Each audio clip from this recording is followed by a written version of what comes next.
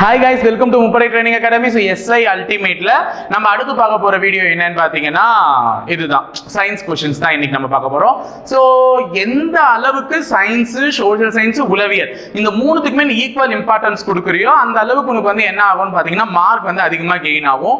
So already நான் சொல்லிட்டேன், 70 மார்க்ல நமக்கு நிறைய 30 மார்க் வந்து ஃப்ரம் உளவியலே, மிச்சம் 40 மார்க் தான் எதுன்னு பார்த்தீங்கன்னா ஜிகே பகுதி. ஸோ பாதிக்கு பாதி உளவியல் இருக்கும்பொழுது அந்த பாதியை நல்லபடியாக எடுத்துடணும். ஸோ நம்ம சேனல் ஃபாலோ பண்ணிட்டு இருக்கவங்களுக்கு எப்படி கொஸ்டின்ஸ் கேட்டாலுமே ஆன்சர் பண்ணுற அளவுக்கு நாங்கள் நடத்திட்டு தான் இருக்கோம். ஸோ அது ஈஸியாக முடிச்சிருவீங்க உங்களுடைய task. So next science and social. Social எல்லாமே ஃபேக்ட். ஸோ அந்த ஃபேக்ட் விஷயத்தை எல்லாத்தையுமே கண்டிப்பாக படிக்கணும். அது மட்டும் இல்லாமல் ஒரு தடவையாவது ஒரு சார் சொல்றதை கண்டிப்பாக காது கொடுத்து கேட்கணும். அப்பதான் கண்டிப்பாக அது நம்ம மனசுலயே பதியும். அதனால தான் சோஷியல் அல்டிமேட் வந்து பார்த்தீங்கன்னா வந்து விக்னேஷர் வந்து பண்ணிட்டு இருப்பாரு, நல்லாவே சொல்லுவார். எல்லா டீட்டெயில்ஸுமே சொல்லும் போது ஒரு கொஸ்டின் சொல்லும் போது அதுக்கு ரிலவெண்ட்டாக 3-4 பாயிண்ட் வைப்பாரு.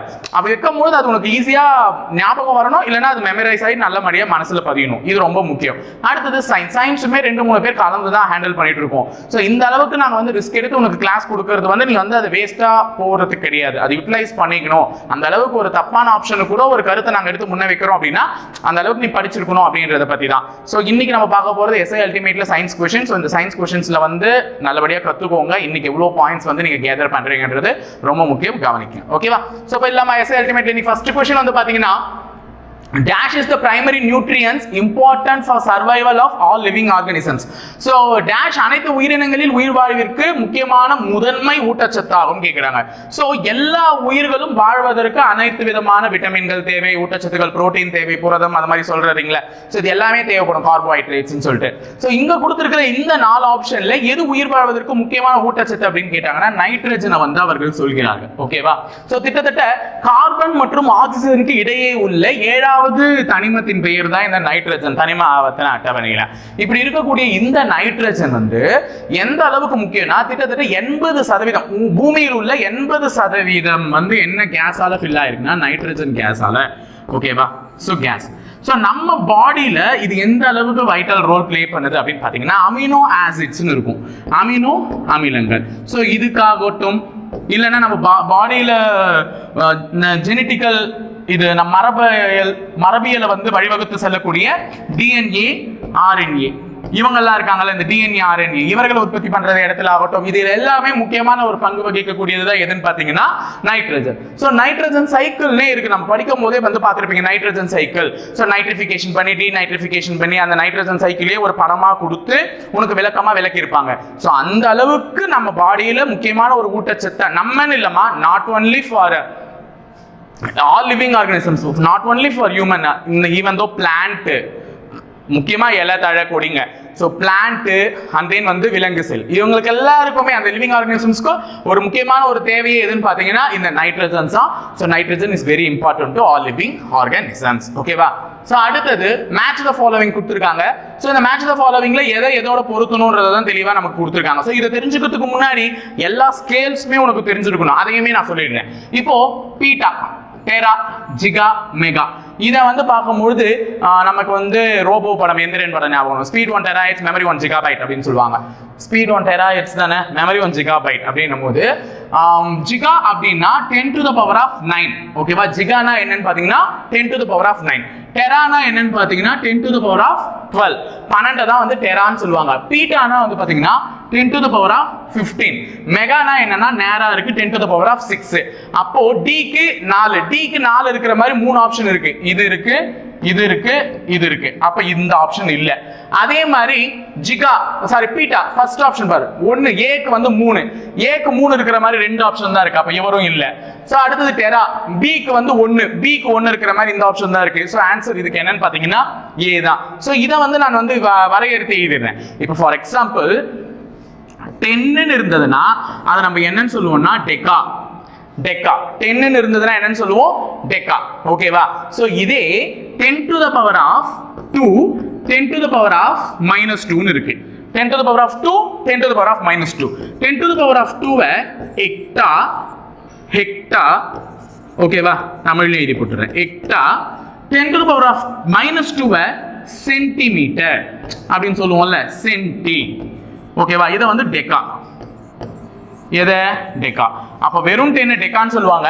10 to the power of 2 ஹெக்டா, 10 to the power of minus 2 சென்டி. அப்ப 10 to the power of 3, 10 to the power of minus 3 இத மில்லின்னு சொல்லுவாங்க. மில்லிமீட்டர் அப்படின்றாங்கல்ல, சோ மில்லி. அப்ப 10 to the power of 3 இத என்னன்னு சொல்லுவாங்க? கிலோ. என்னது? கிலோ. ஓகேவா?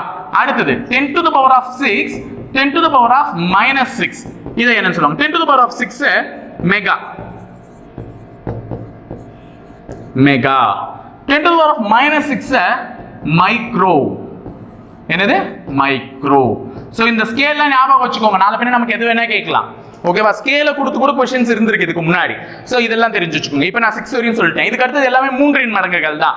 10 to the power of 9, 10 to the power of minus 9. So 10 to the power of 9 positive 9 இப்பதான் பார்த்தோம். என்னன்னு சொல்றது? ஜிகா. ஜிகா. இதே minus 9 என்னன்னு சொல்லுவாங்கன்னா நானோ. என்னது? நானோ. அடுத்தது 10 to the power of 12, 10 to the power of minus 12, 10 to the power of 12 இது பாசிட்டிவ் 12. பாசிட்டிவ் 12 இப்பதான் என்னன்னு சொல்லுவாங்கன்னு சொன்னேன்? டெரா. ஓகேவா? டெரா. இதே மைனஸ் 12 என்னன்னு சொல்லுவாங்கன்னா பிகோ. பிகோ. ஓகேவா? அடுத்தது 10 to the power of 15, 10 to the power of minus 15. So minus 15 என்னன்னு சொல்லுவாங்கன்னா ஃபெம்டோ. ஃபெம்டோ. ஓகேவா? இதே பிளஸ் 15 என்னன்னு சொல்லுவாங்கன்னா இப்பதான் பார்த்தோம் பீட்டா. பீட்டா. ஓகேவா? சோ இது 15 வரையும் சொல்லிட்டேன். இதுக்கு அடுத்தது 18, 21, 24 இருக்கு. அதையுமே சொல்லிடுறேன். 10 to the power of 18, 10 to the power of minus 18. 10 to the power of 18 வந்து எக்ஸா பாசிட்டிவ். ஓகேவா? இதுவே நெகட்டிவ் வந்து அத்தோ. அத்தோ. ஓகேவா? 10 to the power of 21, 10 to the power of minus 21 இது எல்லாமே பார்க்கிறதுக்கு ஒரே மாதிரி தான் இருக்கும். இது ஜெப்டா, இது ஜோட்டோ. ஓகேவா? 10 to the power of 24, 10 to the power of minus 24 இது யோட்டோ. யோட்டா. இதுதான் யோட்டோ. ஓகேவா? எல்லாமே அது அத்தோ, ஜோட்டோ, யோட்டோ. இது யோட்டா, ஜெப்டா, எக்ஸா இந்த மாதிரி தான் வரும். சோ இதுதான் எல்லா ஸ்கேலுமே எழுதி போட்டேன் உனக்கு. சோ பாசிட்டிவும் எழுதி போட்டேன், நெகட்டிவும் எழுதி போட்டேன். சோ நல்லபடியா படிச்சு இதுல இருந்து 1 மார்க் வந்துச்சுன்னா அழகா அட்டெண்ட் பண்ண பாருங்க. மேபி மேத்ஸ் ஆஃப் ஃபாலோவிங்ல கூட வந்துட்டு பாருங்க. அடுத்தது திருகு அளவியின் மீச்சீற்று அளவு என்னன்னு கேட்டிருக்காங்க. What is the residual capacity of the screw gauge? Screw gauge எல்லாரும் பார்த்திருப்பீங்க. ஒரு கனமான ஒரு பொருளை வந்து அளவிட பயன்படுவதுதான் வந்து ஸ்க்ரூ கேஜ்னே சொல்லிருப்பாங்க. சோ ஸ்க்ரூ கேஜ்னுடைய லீஸ்ட் கவுண்ட் என்னன்னு சொல்லிருப்பாங்க. லீஸ்ட் கவுண்ட் என்னன்னு பாத்தீங்கன்னா 1 millimeter divided by 100. ஏன்னா அது நம்பர் ஆஃப் ரொட்டேஷன் வந்து என்னன்னு பாத்தீங்கன்னா 100. சோ 1 millimeter 100ஆல வகுத்தா வர்றது தான் லீஸ்ட் கவுண்ட். நாளை பின்ன ஆப்ஷன் இந்த மாதிரியும் வைக்கலாம். ஏன்னா உனக்கு தான் அந்த வேல்யூவை டிஃபால்ட்டா மனப்பாடம் பண்ணிட்டு இருப்பே. சோ உன்னை கன்ஃபியூஸ் பண்ற மாதிரி ஆப்ஷன் இப்படி கூட மாத்தி செட் பண்ணலாம். அப்போ 1 millimeter divided by 100னா இந்த 100ஆல அடிக்கும் போது எந்த ஒரு விஷயத்தையுமே ஒரு பூஜ்ஜியத்தால் அடிக்கும் போது எத்தனை பூஜ்ஜியம் இருக்கோ அத்தனை ஸ்தானம் தள்ளி புள்ளி போகும். இப்போ ஃபார் எக்ஸாம்பிள் 1000 இத 100ஆல் அடிச்சா 2 0க்கு 2 0 கேன்சல். அப்ப 2 0க்கு தள்ளி புள்ளி வருதுன்னு அர்த்தம். 10 தான் ஆன்சர். அந்த மாதிரி தான் 1 மில்லிமீட்டர் நான் இப்போ வந்து எதால அடிக்கிறேன்? 100ஆல் அடிக்கிறேன். அப்போ 2 ஸ்தானம் தள்ளி புள்ளி வைக்கணும். ஓகேவா? அப்போ 0.1 not 1 millimeter. அதாவது 1க்கு ஒரு ஸ்தானம் முன்னாடி போட்டு அதுக்கு முன்னாடி புள்ளி வைக்கணும். ஏன்னா 2 0 அடிக்கிறதுனால 2 ஸ்தானம் தள்ளி முன்னாடி புள்ளி, 2 ஸ்தானம் தள்ளி முன்னாடி புள்ளி வச்சிட்டேன். அப்ப 0.01 millimeter தான் answer correct. So answer option is B. அப்ப திருகருவியின் மீச்சீற்று அளவு என்ன? 0.01 millimeterன்னு சொல்லலாம். இன்னொன்னு என்ன சொல்லலாம்? 1 millimeter divided by 100ன்னு சொல்லலாம். அடுத்தது 4வது question, name of US space and research station. அமெரிக்காவின் விண்வெளி மற்றும் ஆராய்ச்சி நிலையத்தின் பெயர் என்னன்னு கேட்டிருக்காங்க. So America. எல்லாருமே டக்குன்னு சொல்லிட்டு இருப்பீங்க கமெண்ட் பாக்ஸ்ல நாசா. ஓகேவா? நாசா. அப்ப பாக்கி இருக்கிறதெல்லாம் தெரிஞ்சுக்கணும்ல. ISRO belongs to which country அப்படின்னா எல்லாருமே தெரியும். இஸ்ரோ வந்து எந்த நாட்டை சேர்ந்தது? இந்தியாவை சேர்ந்தது. ராஸ்காஸ்மஸ், ராஸ்காஸ்மஸ் ஆர்ல ஆரம்பிக்குதா? ரஷ்யாவை சேர்ந்தது. இது JAXA, Japan aeronautical exploration agency, aeronautical exploration agency. ஓகேவா? இதுக்கு மட்டும் விரிவாக்கம் எழுதி போடுறேன். ஏன்னா மற்றதுக்கெல்லாம் வேணாம். இந்த எக்ஸுக்கு வந்து எக்ஸ்ப்ளோரேஷன் சொல்லுவாங்க. ஸோ இது வந்து எந்த நாட்டை சேர்ந்தது? ஜப்பான் நாட்டை. அப்போ அமெரிக்காவது கேட்டா நாசா, இந்தியாவது இஸ்ரோ, ஜப்பான் ஜாக்சா, ராஸ்காஸ்மஸ் வந்து ரஷ்யா. ஓகேவா? அடுத்தது 5வது கேள்வி 60 டிகிரியை ரேடியனாக மாற்றுக. 60 டிகிரி என்பதை ரேடியனாக மாற்றுகன்னு சொல்றாங்க. அப்ப நமக்கு ரேடியனா கன்வெர்ட் பண்ணணும்னா ரேடியன்னா என்னன்னா பை. அப்ப பை என்னன்னு பாத்தீங்கன்னா 180 டிகிரி. அப்ப 60 டிகிரி நான் ரேடியனா மாத்தணும்னா 60 டிகிரி நான் எப்படிமா எழுதலாம்? பை வந்து 180 டிகிரி. அப்போ இந்த பைய நான் 3ஆல வகுத்தா எனக்கு என்ன டிகிரி கிடைக்கும்? 60 டிகிரி. ஏன்னா பையனுடைய மதிப்பு என்ன? 180 டிகிரி. 180 டிகிரி 3ஆல வகுத்தாதான் எனக்கு என்ன கிடைக்கும்? 60 டிகிரி. ஏன்னா 180ல 3 60 இருக்குன்னு அர்த்தம். அப்ப நான் இந்த 60 டிகிரியை நான் ரேடியனா மாத்தணும். நான் என்ன எழுத போறேன்? Pi by 3. Answer option C. Pi by 3. ஓகேவா? இப்போ நான் கேட்டு போறேன் 120 டிகிரியை ரேடியனா மாத்து. சொல்லுங்க பார்க்கலாம். 120 டிகிரியை ரேடியனா மாத்து. ஆன்சர் ஆப்ஷனை கமெண்ட்ல போட்டு போங்க. ஓகேவா? சார் எனக்கு பை வரல அப்படின்னா பி ஐன்னு கூட போடுங்க, நான் ஒத்துக்கிறேன் பை. ஓகேவா? அடுத்தது what is the name of crystal used in quartz watches? குவார்ட்ஸ் கடிகாரங்களில் பயன்படுத்தப்பட்ட படிகத்தின் பெயர் என்னன்னா டைரக்டா ஆப்ஷன்லயே இருக்கு குவார்ட்ஸ் தான். ஏன்னா குவார்ட்ஸ் தானே. குவார்ட்ஸ் கடிகாரம் சொல்லும்போது குவார்ட்ஸ் கிறிஸ்டல் தானே பயன்படுத்துவாங்க. ஆமா, குவார்ட்ஸ் கிறிஸ்டல் தான் பயன்படுத்துறாங்க. எதுக்குன்றத முதல்ல தெரிஞ்சுக்கணும். ஒரு கடிகாரத்துல வந்து வினாடி முன் என்பது துடிச்சு நகர்ந்துகிட்டே போகும்.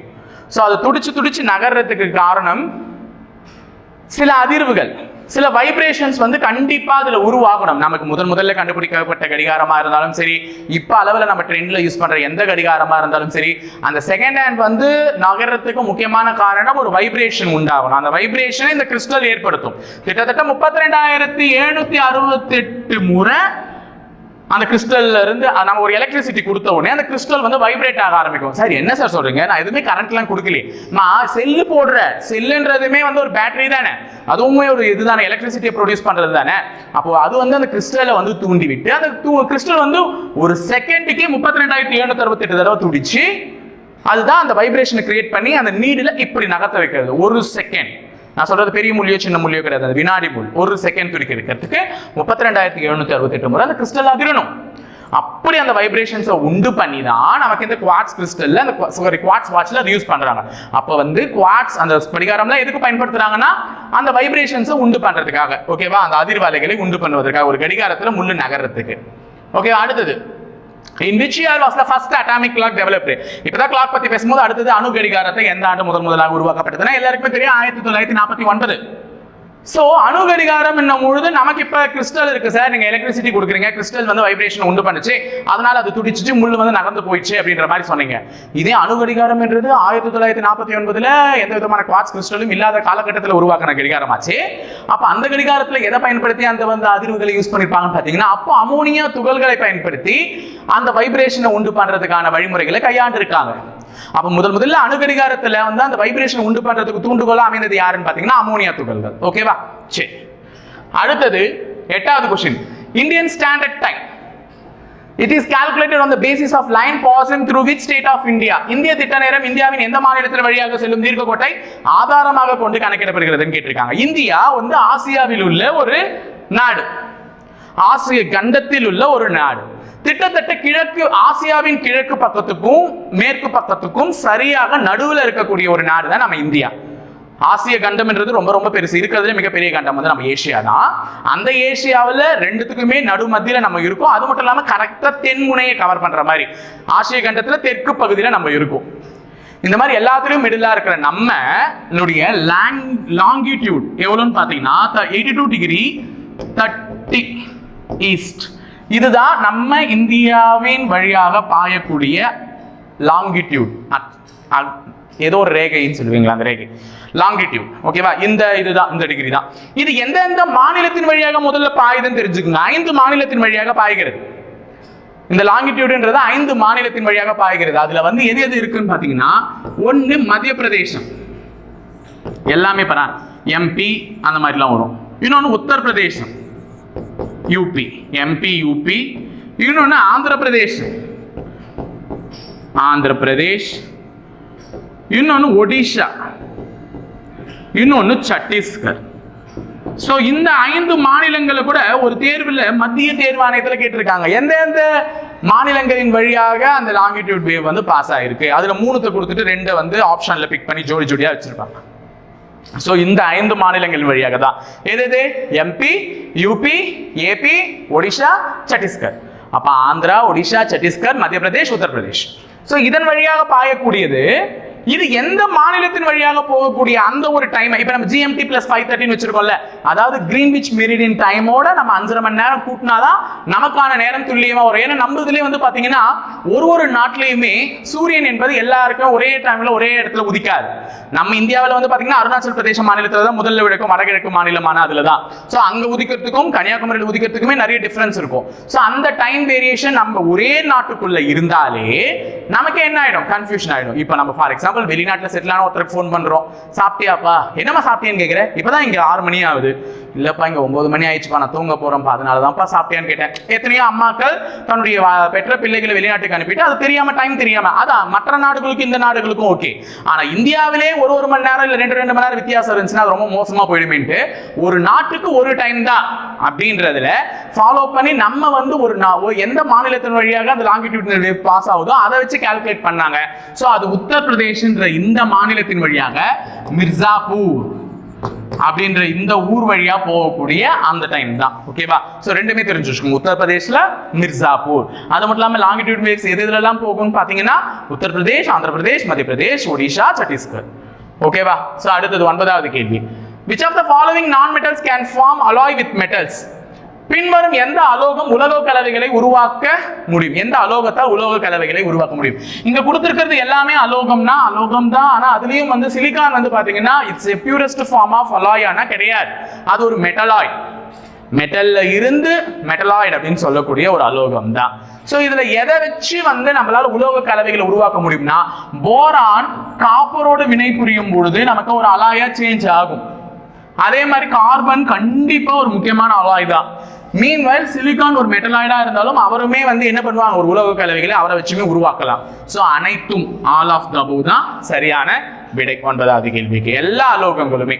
அடுத்தது gravitational acceleration of the moon கேட்டிருக்காங்க. நிலவினுடைய புவியீர்ப்பு முடுக்கம் என்னன்னு கேட்டிருக்காங்க. நம்ம முதல்ல பூமியினுடைய புவியீர்ப்பு முடுக்கம் என்னன்னு தெரிஞ்சுக்கோங்க. எர்த், பூமியின் புவியீர்ப்பு முடுக்கம், எர்த்தோட கிராவிடேஷனல் கான்ஸ்டன்ட் என்னன்னு பாத்தீங்கன்னா 9.807 மீட்டர்/செகண்ட்². இதுதான் பூமி. இது இந்த பூமியில கிட்டத்தட்ட 16.6% தான் எது கொண்டுள்ளதுன்னு பாத்தீங்கன்னா நிலவு. பூமியினுடைய புவியீர்ப்பு முடுக்கத்துல 16.6% புவியீர்ப்பு முடுக்கத்தை கொண்டுள்ளதுதான் எதுன்னு பாருங்க, நிலவு. அப்போ அதோட அளவு என்னன்னு பாத்தீங்கன்னா 1.63 மீட்டர்/செகண்ட்².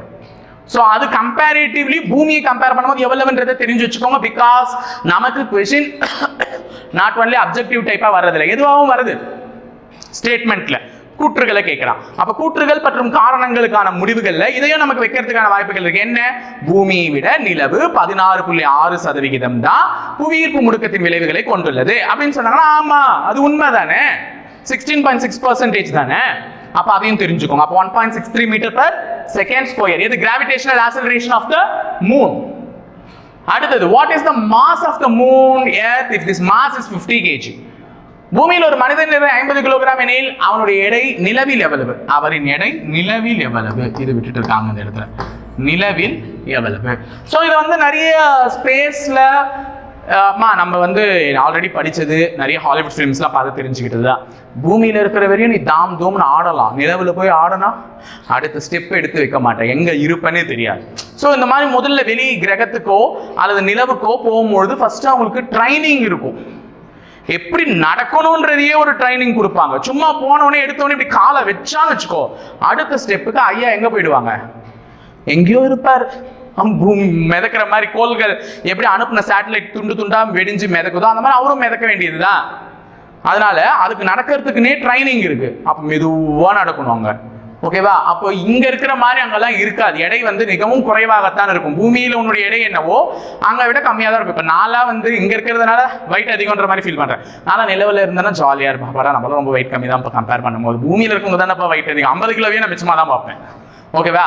ஸோ அப்போ இது என்ன இருக்குன்னு சொல்லியிருக்காங்க. இங்க எல்லாமே வந்து 3 டிஜிட் நம்பர் தான் கொடுத்துருக்காங்க. என்ன சார் எல்லாமே அதிகமாக தானே கொடுத்துருக்காங்கன்னா, இது கிலோகிராம்ல கொடுக்கல, நியூட்டன்ல கொடுத்துருக்காங்க. ஓகேவா? நியூட்டன்ல கொடுக்கும்போது இதனுடைய எடை என்ன வரும்னு பாத்தீங்கன்னா கிட்டத்தட்ட சராசரியா 490 நியூட்டன் வந்திருக்கும். ஓகேவா? அப்ப 50 கிலோகிராம் எடையுள்ள ஒருவனின் எடை பூமியில் வந்து 490 நியூட்டன். இதுக்கு ஒரு ஃபார்முலா இருக்கு, அது மட்டும் எனக்கு ஞாபகப்படுத்துங்க, நான் அடுத்த கிளாஸ்ல சால்வ் பண்ணி காமிக்கிறேன். எனக்கே கொஞ்சம் மறந்துருச்சு, கொஞ்சம் லைட்டா டவுட் இருக்கு, நான் பார்த்துட்டு வந்து சொல்றேன். ஓகேவா? அடுத்தது 12வது question. By which law does the spring balance scale work? அப்படின்னு சொல்லியிருக்காங்க. சுருள் வில தராசு எந்த விதிப்படி இயங்கும் அப்படின்னு சொல்லியிருக்காங்க. எல்லாருக்குமே தெரியும் சுருள் வில தராசுனா எல்லாருமே வீட்டுல பார்த்திருப்பீங்க. இந்த மாதிரி கம்பியா இருக்கும். இது மூலையில இந்த மாதிரி வெயிட் தொங்க விட்டா இந்த சுருள் வில இந்த ஸ்ப்ரிங் வந்து ஒன்னு எக்ஸ்டெண்ட் ஆகும் இல்லைன்னா சேரும். இந்த ஸ்ப்ரிங் இந்த மாதிரி விரிவடையும். இந்த ஸ்ப்ரிங் இப்படி சேருதை வச்சு கண்டுபிடிச்சவர் தான் யாருன்னு பாத்தீங்கன்னா ஊக்ஸ் லா தான். ஓகேவா? அப்ப சுருளில தராசு எதனுடைய பேஸ்ல இது பண்ணுது? ஊக்ஸ் லா. அப்போ இந்த ஃபோர்ஸ் எக்ஸ்டர்னல் ஃபோர்ஸ் நீ கொடுக்கிறது எதுக்கு சமமா இருக்கும்னா அந்த மாஸ்ல நீ தொங்க விடுற ஃபோர்ஸுக்கு சமமா இருக்கும் அப்படின்ற மாதிரி சொல்லி முடிக்கிறார். அப்ப இந்த ஸ்ட்ரெயின் இதுதான் கே, இந்த வெயிட் தான் வந்து என்னது கே. இதை நீ தொங்க விட்டா அதுக்கு ஏற்பதான் இந்த ஸ்ப்ரிங் ஆகுது என்ன ஆகும்னு பாத்தீங்கன்னா விரிவடையும். இந்த ஸ்ப்ரிங் முதல்ல இப்படி இருக்கு, இப்படி சுருங்கி இருக்குன்னா இந்த மாஸ் நீ தொங்க விட்டதுக்கு அப்புறம் என்ன ஆகுது? விரிவடையுது. அந்த ஸ்ப்ரிங்கை வந்து அது என்ன பண்ணுது? அதோடைய பண்பை வச்சு அது விரிவடைய செய்யுது. அப்படின்றதெல்லாம் கண்டுபிடிச்சவர் யாருன்னு பாத்தீங்கன்னா ஊக்ஸ் லா. அந்த விதியின்படி தான் அது செயல்படுது. 13வது கேள்வி, what is the triple point temperature of water? நீரின் முப்புள்ளி வெப்பநிலை என்னன்னு கேட்டிருக்காங்க. நீரில் முப்புள்ளி வெப்பநிலை, அதான் மூன்றுமே சந்திக்கக்கூடிய ஒன்று தான் முப்புள்ளின்னு சொல்லுவாங்க. அப்ப நமக்கு நீருது இந்த மாதிரி ஒரு படம் கொடுத்துருப்பாங்க. இப்படி ஒரு படம் கொடுத்துட்டு இப்படி போயிருக்கும். இது கிரிட்டிக்கல் பாயிண்ட் அப்படின்னு சொல்லுவாங்க. இதுதான் வந்து ட்ரிபிள் பாயிண்ட் அப்படின்னு சொல்லுவாங்க. ட்ரிபிள் பாயிண்ட் அப்படின்னா நீர் என்பது பனிக்கட்டியாக உறைந்து விடும், கேஸ் வேப்பரா போயிடும், குளிர்ந்த நீராக இருக்கும். இது மூன்றுமே. அப்போ ஒன்று சாலிட்ல இருக்கலாம், இல்ல லிக்விட்ல இருக்கலாம், இல்ல கேசியஸ் ஸ்டேட் மாறலாம், வாட்டர் வேப்பரா மாறிடலாம். ஸோ இந்த மாதிரி மூன்று நீராவி, அதுதான் வாட்டர் வேப்பர்னா நீராவி. ஸோ இந்த மாதிரி மூன்று நிலைகளுமே இருக்கக்கூடியது வந்து இங்க கேள்வியில கொடுத்துருக்காங்க.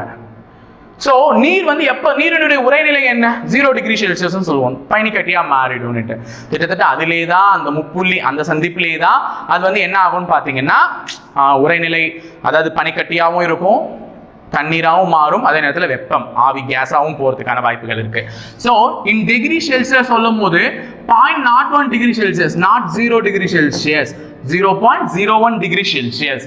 0 டிகிரினா பியூரஸ்ட் ஃபார்ம், அது சொல்லல. 0.01 டிகிரி செல்சியஸ்ல அந்த முப்புள்ளி வந்து செல்சியஸ்ல சொல்லியிருக்கேன். இதே ஃபாரன்ஹீட்லனா இது 38 டிகிரி ஃபாரன்ஹீட்டுக்கு சமம். ஸோ 38.018 டிகிரி ஃபாரன்ஹீட்னு நினைக்கிறேன். சாரிமா, 38 இல்ல, 32.018 டிகிரி ஃபாரன்ஹீட். ஃபாரன்ஹீட்ல சொன்னா. இதே கெல்வின்ல சொன்னா 273.16 சொல்லக்கூடாது. எப்பவுமே புள்ளிக்கு பக்கத்துல இருக்கிறத பிரிச்சு தான் பேசணும். 273.16 கெல்வின். அப்போ இதுவே மூன்று அளவு எழுதி போட்டேன். செல்சியஸ்ல கேட்டா 0.01 டிகிரி செல்சியஸ், ஃபாரன்ஹீட்ல கேட்டா 32.018 டிகிரி ஃபாரன்ஹீட். இதே கெல்வின்ல கேட்டா 273.16 கெல்வின். ஓகேவா? சோ அடுத்தது 1 ஃபெம்டோ. இப்பதான் நான் எழுதி போட்டல. ஃபெம்டோனா எதை குறிக்குதுன்னு சொன்னேன்? மைனஸ் தான். என்ன அளவு சொன்னேன்? 6 சொல்லலாமா? 6 எதுக்கு? Micro sir, micro. ஓகே. 9 நானோ சார். அப்ப 5 சொல்லவே இல்லையே சார். அப்போ எதுதான்? -15. அப்போ 1 femto is equal to 10 to the power of -15. அடுத்தது galena is the ore of which of the following metals? galena என்பது கீழ்க்கண்டவற்றில் உள்ள எந்த உலோகத்தின் தாது பொருள்னு கேக்குறாங்க. வெள்ளியா, லெட்டா, தங்கமா, இரும்பானா? இந்த galena என்பது என்னன்னு பாத்தீங்கன்னா PbS, lead sulfide. ஓகேவா? அப்ப Pb னா lead, S னா sulfide. அப்ப அங்கேயே சொல்லிட்டாங்க lead. அப்ப leadனுடைய தாது பொருள் தான் இது, உலோகத்தின் தாது பொருள் தான் galena. ஓகேவா? 16 which metal used for Hall-Hérold method for electrochemical separation? Hall-Hérold முறையில் மின்வேதி பிரிப்பு முறை எதை குறிக்கிறது அப்படின்னு சொல்லிட்டு கேட்டிருக்காங்க. which metalனா இது வந்து நல்லாவே தெளிவா சொல்லிடுறேன். Hall-Hérold இவங்க ரெண்டு பேர்மா, இவங்க ரெண்டு பேர். ஒருத்தர் வந்து சார்லஸ் ஹால், இன்னொருத்தர் வந்து பீட்டர் ஹெரால்ட். இவங்க ரெண்டு பேரும் தான் இதை கண்டுபிடிச்சது. அதனாலதான் இவங்க ரெண்டு பேரையும் சேர்த்து ஹால்-ஹெரால்ட் அப்படின்ற மெத்தடா வச்சுட்டாங்க. ஸோ இவங்க ரெண்டு பேருமே அதில் எந்த மெட்டலை யூஸ் பண்ணாங்கன்னு பார்த்தீங்கன்னா அலுமினியம் தான். மின்வேதி பிரிப்பு முறையில் அவர்கள் பயன்படுத்திய அந்த உலோகம் எதுன்னு பார்த்தீங்கன்னா அலுமினியம். அடுத்தது match the following with elements which is Latin name. முன்ன ஒரு வீடியோ நான் ஸ்டார்டிங்ல சயின்ஸ்ல போட்டிருப்பேன் லத்தீன் அப்படின்னும் பொழுது. ஸோ இதுல முதல்ல பார்த்துக்கோங்க, லெட்னா என்னன்னு எழுதுவீங்க? Pb. பொட்டாசியம்னா K. அப்ப பாருங்க இந்த ரெண்டு எழுது வச்சுப்பாரு. Pb எங்க வருது? Pb. அப்போ லெட்டுக்கு Pb, ஹெலியம். Okay sir. அப்ப ஆன்டிமனி டின்னா Sn சார், அப்போ ஸ்டானம். ஆன்டிமனினா Sb சார், அப்போ ஸ்டிபியம். அப்ப இந்த பேரை வச்சுக்கல என்ன பண்ணலாம்? நீங்க பொருத்திடலாம். அப்ப லெட்டுக்கு 3, அதாவது ஏ வந்து 3, ஏ 3 அதான லெட்டுக்கு 2 சாரி ஏக்கு 2மா 2 இருக்கிற மாதிரி ஆப்ஷன் எது இருக்குது? 1 தான் இருக்கு. So answer option C.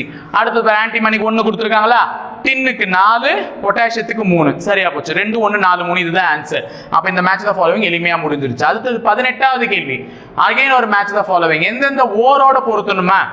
ஓரோட பொருத்தி இல்லாம அலுமினியம். அலுமினியம் எதுல இருந்து வரும்? பேக் சைட்ல இருந்தா வரும். எல்லாருக்குமே தெரிஞ்ச விஷயம் தானே. Iron, haematite. இரும்பு எதுல இருந்து வரும்?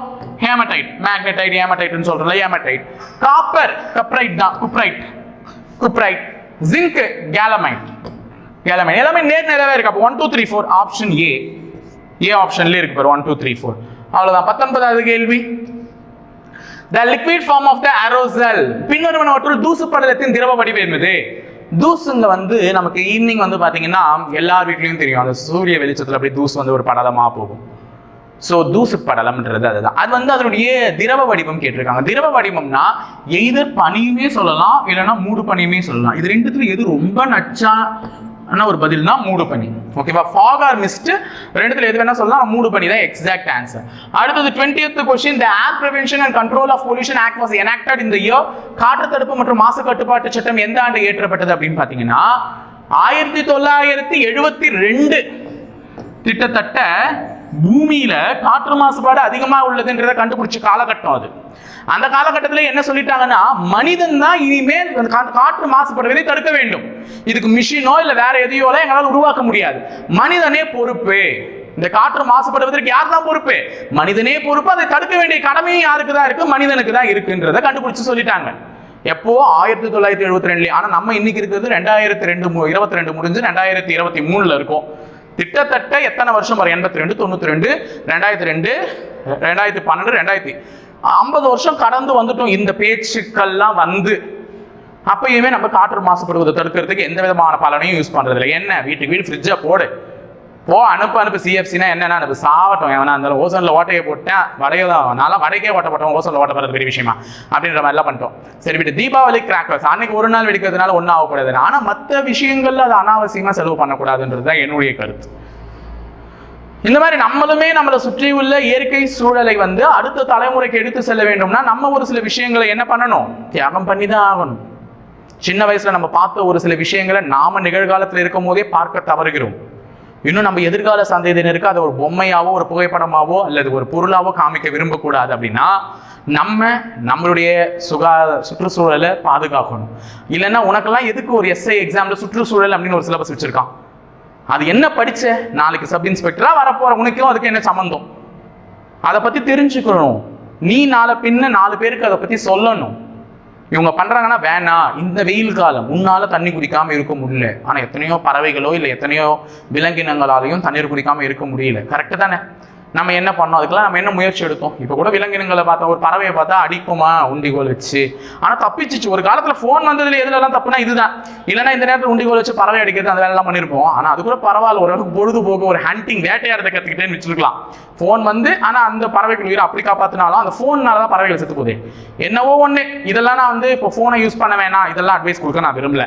நான் என்ன சொல்கிறேன் அப்படின்னா, சுற்றுச்சூழலில் அந்த நீராகட்டும் அல்லது காற்றாகட்டும், இது ரெண்டுமே எசென்ஷியல். ஒரு மனிதனுக்கு தண்ணீரும் தேவை, காற்றும் தேவை. அடுத்த வருஷத்துக்கு, அடுத்த தலைமுறைக்கு அதை மாசு இல்லாமல் கொண்டு போய் சேர்க்க வேண்டியது உன்னுடைய கடமை மற்றும் உரிமை. நீ சில விஷயங்களுக்கு வாழ பழகிக்கிட்டா நான் ஒருத்தனால எந்த சேஞ்சுமே பண்ண முடியாதுமா. ஆனா நம்ம சொல்லலாம்ல, இன்னாருக்கு இது பண்ணுங்க. அதாவது என்னால முடிஞ்சவரை நான் கண்ட்ரோல்ல இருக்கேன். நான் வந்து இப்ப அந்த பொருளை நம்பி நான் 70% இருக்கேன்னா இனிமேல் அந்த 70% தேவையை வந்து நான் என்ன பண்ணிக்க போறேன்? கம்மி பண்ணிக்க போறேன். நான் ஒரு 30% தேவைக்கு அந்த பொருளுக்கு அடிமை ஆயிக்கிறேன். யாருமே அடிமையிலேருந்து மீள முடியாது. ஒன்று அடிமை ஆயிட்டீங்கன்னா நான் 30% என்னுடைய தேவைகளை குறைச்சிக்கிறேன் அந்த பொருள்கிட்ட இருந்தே அப்படின்னு தான் நான் கேட்டு நான் குறைச்சிக்க போறேன், குறைக்க போறேன். கம்மி பண்ணல, சாரி விட்டொழிக்கல, குறைச்சிக்கிறேன். இப்படி கம்மி பண்ணாவது அட்லீஸ்ட் மாற்றம் நிகழலாம், நம்மளுடைய எதிர்கால தலைமுறையும் நல்லபடியாக வாழலாம். புரிஞ்சுக்கிட்டு பாருங்க. ஓகேவா? 1900 நம்ம இந்த கதைக்கு வரும். 1972 மனிதன் வித்திட்ட விதைக்கு அவனே விதையா இருக்கணும் அப்படின்னு சொல்லிட்டு போயிட்டாங்க. ஸோ உடனே தடுப்பு சட்டம், அந்த prevention and control of pollution act எடுத்துட்டு வந்தாங்க. அது எந்த வருஷம் பார்த்தீங்கன்னா 1981வது வருஷத்துல தான் எடுத்துட்டு வந்தாங்க. ஸோ காற்றுகளை பொல்யூட் பண்ணக்கூடாது அப்படின்னு சொல்லிட்டு எடுத்துட்டு வந்த வருஷம் என்ன? 1981. ஸோ இதை பற்றியும் ஒரு அடிஷ்னலாக ஒரு நியூஸ் படிச்சு வச்சேன். அது என்னன்றதை நானே மறந்துட்டேன், அது தேவையில்லாத விஷயம் பேசுனதுனால. சரி, ஓகே, இப்போ பார்த்துக்கலாம். இன்னைக்கு எஸ்ஐ அல்டிமேட்ல ஓரளவுக்கு சயின்ஸ் கொஸ்டின்ஸ் வந்து கொஞ்சம் எடுத்துட்டு போயிட்டு நம்புறேன். ஸோ இதே மாதிரி தான் உங்களுடைய அடுத்தடுத்த அல்டிமேட் செஷன்ஸும் இருக்கும். ஸோ தொடர்ந்து ஃபாலோ பண்ணுங்க, கீப் சப்போர்ட்டர்ஸ். அப்பதான் எங்களுக்கான முயற்சிகளை உங்கள் பக்கம் வந்து நாங்கள் எடுத்து வைக்கவே முடியும் ஒரு அடி. இல்லைனா எங்களுக்குமே என்னடா இது நம்ம இவ்வளோ ரிஸ்க் போடுறோமே அப்படின்னு சொல்லி பேக் அடிக்கிற மாதிரி ஆயிடும். ஸோ பார்த்துக்கோங்க கைஸ், நல்லபடியாக பண்ணுங்க, தொடர்ந்து சப்போர்ட் பண்ணுங்க. இணைந்திருங்கள் காவலர்களை, தொடர்ந்து பயணிப்போம். முப்படை பயிற்சி மையத்துடன். நன்றி, வணக்கம்.